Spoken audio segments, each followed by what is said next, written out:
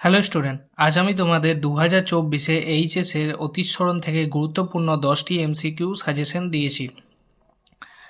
প্রথম সাজেশনটি হলো পঞ্চতন্ত্র গ্রন্থের রচয়িতা হলেন বিষ্ণু শর্মা।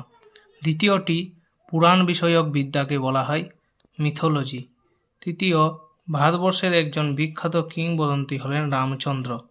4 নম্বর, 71 ডায়েরি নামক স্মৃতিকথার রচয়িতা হলেন সুফিয়া কামাল। 5 নম্বর, রূপকথার দেশ বলা হয় চীনকে।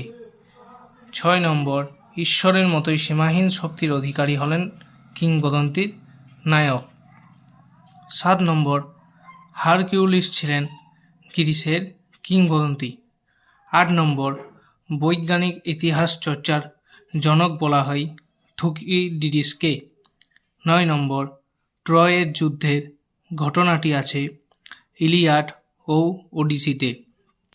10 নম্বর, বুড়ো আংলা গ্রন্থটি রচয়িতা বা রচনা করেন অবনীন্দ্রনাথ ঠাকুর। যদি তোমাদের এই সাজেশনটি ভালো লেগে থাকে তবে চ্যানেলটি অবশ্যই লাইক সাবস্ক্রাইব করবে। ধন্যবাদ।